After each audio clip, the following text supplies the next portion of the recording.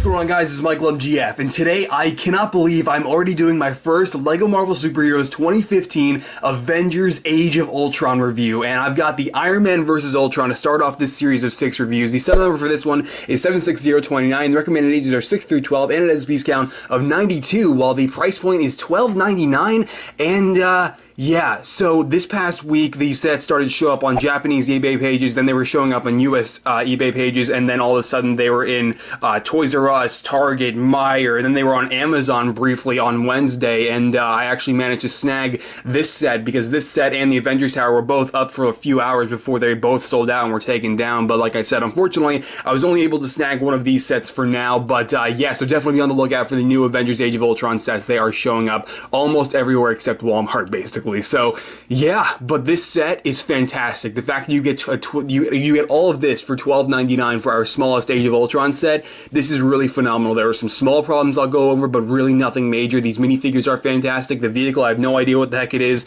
but regardless, overall, it's a really awesome set, and I'll get into all the reasons just as to why. So without further ado, let's get started. Okay, so we actually have yet to even see the Mark 45 in any trailers or promotional materials, so I can't actually comment on this design, but I would assume that it's accurate because LEGO usually doesn't have a problem with designing Iron Man suits, and usually they're really great about it, and I can definitely say that about this suit because not only is the design super detailed and super accurate, but you have a ton of additional detail that honestly wasn't necessary that they pack in anyway, and that's why I love the designs on LEGO's Iron Man suits, and this one is no exception. But yeah, so the design on the torso is absolutely fantastic, fully detailed, and I would assume fully accurate. Can't actually say until we see the suit, but you can see that the legs are really awesome as well, and I love those little tiny dots right there that for ventilation on the very bottom of the knees there. I love little details like that. The design of these Iron Man suits that LEGO usually does is fantastic, and like I said, this one is no exception. And you can see that the back of the torso is also super detailed and really awesome. God, these designs are great, and it's overall a fantastic minifigure. And you can see we have the exact same Iron Man helmet. There is no difference except the face mask does have a new set of printing, and that printing is you have gunmetal gray printed onto the sides now, and then you have these little black stripes printed on the top here. And man, I really wish LEGO had started printing these on sooner because they needed to be there when Iron Man 3 came out. That's when I think they first introduced these lines on the top halves of Iron Man face masks.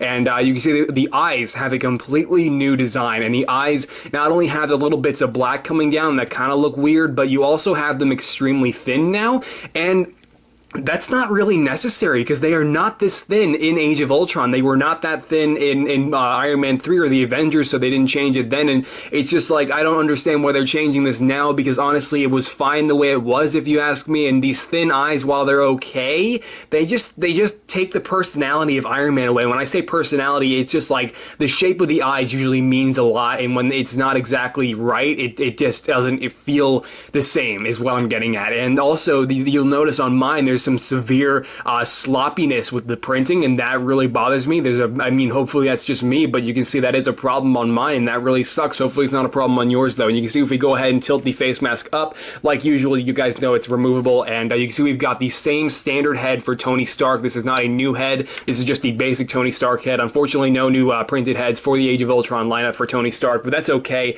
You can see that we do have the same aggressive facial expression as well, and there's no difference there. So no new printed faces for Tony Stark. A little bit disappointing, but the minifigures are overall really nice, and there is no difference with the repulsors when they are attached. You'll see that in the segment when I go over the actual set in just a second. But I mean, yeah, Mark 45. Can't wait to see what this suit looks like in the film, but LEGO definitely did one hell of a job. Alright, so now we've got the Sub-Ultron Soldier, and then we've also got the Sub-Ultron Officer in this set, but Marvel refers to them as Ultron's Sentinels. People call them Ultron's drones.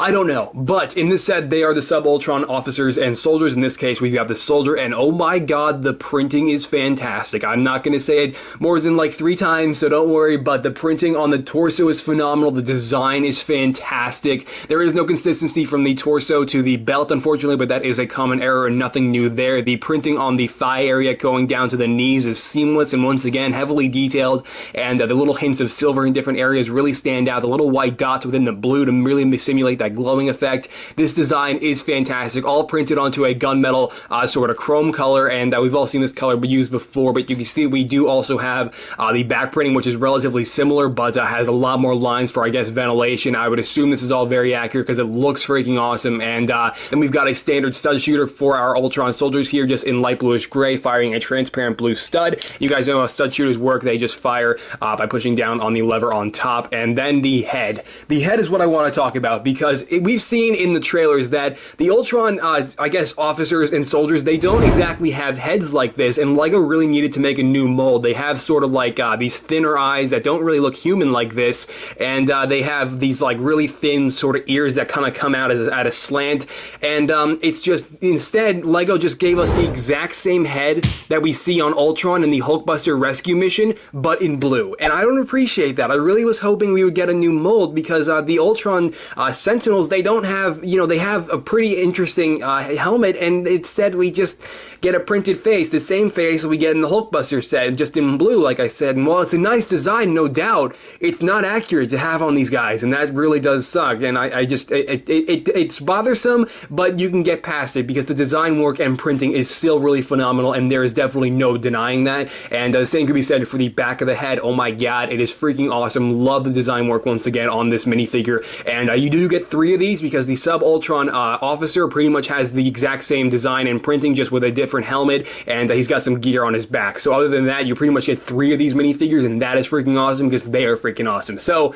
yeah. Okay, so like I said, with the sub-Ultron officer, same minifigure, just with a new helmet and a different set of gear on his back. So the helmet mold is definitely really freaking awesome, and I would say that you guys could probably maybe use this for a Captain America helmet if you guys can't stand the lightning bolts off of a Flash helmet like I have in the past. It's I would say you could probably use this for a good-looking Captain America figure. I don't know, but it definitely resembles that of Captain America when you don't have the bottom half of the mold, because in the Ultron, the Hulkbuster rescue mission, like I was talking about, you actually get the bottom half of this, so that when you take this helmet and then you take the bottom half of this helmet from that set and you put them together, you have one really awesome looking Ultron helmet. And unfortunately, instead of just giving us both pieces for all of our Ultron minifigures throughout all these sets, we get like the top half of the helmet in this set, we get the bottom half in the Hulkbuster set, and then we get both pieces in the Quinjet set. And it's just really weird how they scatter different parts of this helmet mold in different, you know, sets in this lineup. So that's kind of strange, but it is definitely still really awesome, even though we only get half of it. And if we go ahead and remove it, though, you can see that we do have the same exact face. Once again, super awesome. Love the design and printing on these minifigures. It's fantastic. That head just flew.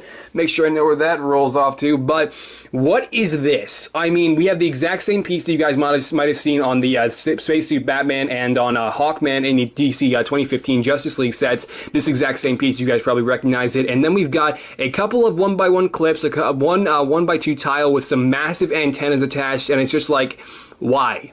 What is this? I mean, I really doubt that's actually going to be on their backs in the movie. I really don't see them having massive antennas like that, because it's kind of ridiculous looking. But I mean, if it's accurate, sure, but if not, god, what is this? It's really weird, but I guess it does look a lot better when you apply this minifigure to the actual set. And I have no idea where his head went, so I'm going to have to go ahead and pull it off of one of my soldiers here and just put that right here. But yeah, so that's pretty much it for your sub-Ultron officer. Definitely pretty interesting, but overall still a pretty cool minifigure. Alright, so the premise for the vehicle's playability is definitely pretty interesting, because I actually have the minifigures dismantled because they become a part of the vehicle. Now, I don't know if this is actually going to be in the film, if Ultron drones are going to be, like, you know, dismantling themselves and splitting in half to attach to one bigger vehicle. If that's going to happen in the movie, that's freaking awesome. But if LEGO just came up with this, good God, I am concerned for their designer's mental status. But basically the way they works is you attach their repulsors to all 3 of their legs, and then you pose a couple of legs like this, and then attach them to the modified plates on both sides to act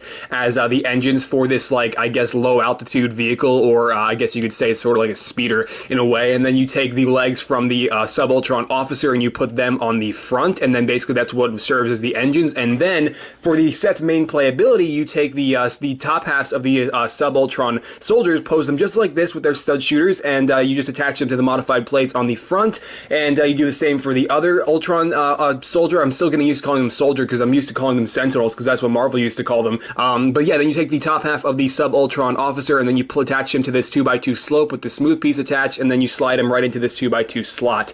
And there you go. That's pretty much it. that is what your vehicle looks like fully completed. You apply all the minifigures to it, and that's pretty much it. It's kind of strange. And this little droid arm with this clip attached here actually serves as a nice little locking piece for the Sub Ultron, the top half of him to not go anywhere if you don't want it to. So that's really awesome and nice that they added that in, because you can fold it down though if you want to use your super jumper and knock him out of place. So basically the way that works, you guys know super jumpers work. Probably it won't work for me because they never do. You just push down on it, fire, it goes right over it, because super jumpers are not the most effective thing LEGO's ever introduced. But I mean, regardless, it is still included with the set, so I'm trying to show you it working, but for me they never do. I don't know, maybe I'm doing it wrong. I just, yeah, super jumpers, you get the idea. So yeah, that's pretty much it for this set though. Now, like I said, I can't comment on the vehicle or how or why all these Ultron drones split in half and attach themselves to different parts of the vehicle. If it'll happen in the movie, great. If not, like I said, the LEGO designers, they've got a problem. But regardless, this set is still awesome just for the minifigures alone, so I highly recommend it. But without further ado, we're going to go ahead and wrap up this first Age of Ultron review. The box is an expected size. It's pretty small, and you can see we've got a nice graphic of the Mark 45 going up against our Ultron drones here. Avengers Age of Ultron logo. It is so awesome to see that printed onto a box. And then we've also got the Mark 45 sporting actual size reference on the top. A nice little, set of artwork of all the Avengers in their new suits on the top corner there. And then on the back, we have all the playability features that I just went over, along with a nice graphic of the exact same environment, but with our minifigures in different renders. So pretty awesome, man. There you go. Box. The instruction manual for the Iron Man vs. Ultron set is actually a 32-page build. If we flip to the end here, you can see just that. And we've also got the exact same photos for the playability features that were displayed on the back of the box. And then we go ahead and flip to the very end here. We've got one hell of a graphic displaying all of the new Age of Ultron sets, excluding the Hydra Fortress set, which is not pictured down here in the bottom. But this is our first time getting a really good look at the Ultimate Ultron, and that minifigure looks awesome, but definitely needs some paint details by me, if that is the one that I choose to paint. I haven't actually decided yet, but yeah, so man, cannot wait for the rest of these sets and the film. But yeah, then we've also got a parrot, which is freaking awesome. We don't get a lot of extra pieces with this set, mainly just studs, but if you don't want to equip your Sub-Ultron officers or soldiers with their stud shooters, you can just go ahead and click on a couple of extra studs to either, to both of their hands, to have both of their repulsors ignited, just like the Mark 45 here. Speaking of the Mark 45, we do also get a couple of extra light blue transparent studs for him, a extra dark bluish gray cheese slope, one of the devious little faces that goes inside of the spring-loaded shooters. You guys have all probably seen these before. And then we also get a black droid arm. So nothing too exciting, but this set itself is very exciting, and I absolutely recommend it. This was definitely really awesome to review, and I really look forward to reviewing the other 5 sets that are a part of the Avengers Age of Ultron lineup. So without further ado, guys, let's go ahead and wrap up this video. This thing fires your legs out of the bottom to attach to you midair. What is the point of that? Do you have any job openings? Alright guys, and there you go, my first review on my very first Age of Ultron set, and man, I cannot believe that I'm still being able to even say that already, because I remember when the first teaser for Age of Ultron came out back at San Diego Comic-Con 2013, it's like, where did those 2 years go? Because I'm already sitting here recording a review on my first Age of Ultron set. I have no idea how this is happening, but regardless, aside from the slight inaccuracies with the minifigures, this set is phenomenal. For $12.99, you get these kind of minifigures with that kind of caliber printing, and then the vehicle itself, while not that exciting, is still a really nice addition to the overall set, and that is why I definitely recommend this set, like I said. But yeah, so if you enjoyed this first of 6 Age of Ultron reviews, be sure to let me know by dropping this video a like below and or your opinion down in the comments on this first set, because your opinion definitely goes a long way when I record and edit these reviews for hours and hours, each time. So yeah, guys, you can also follow me on the Twitters, the Book Faces, and the Instagrams. Links to all 3 of those are down in the description below as well, and there I post all kinds of behind the scenes photos and preview photos, more importantly, of minifigures that I'm working on, such as a bunch of upgraded Age of Ultron minifigures that I'm going to be doing. I'm basically going to be doing, taking, a bunch of different parts that I like about LEGO's minifigures and then applying them to my own custom minifigures, making for one hell of an upgraded Age of Ultron showcase video that I'll be posting on April 31st. So I figured I'd mention that now that I'm reviewing my first Age of Ultron set. So yeah, that's all going to be posted over there before we post it over here. So that's why I always recommend that stuff. But yeah, guys, Age of Ultron sets are here, and I will catch you guys later. All right. Bye.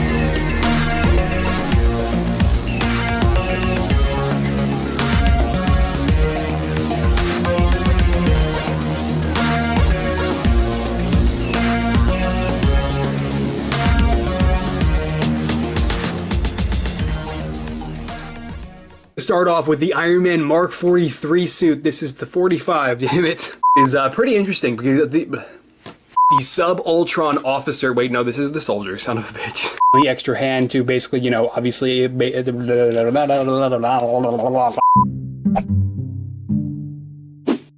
What happened to the bottom half of his head? He looks like Captain America. I agree.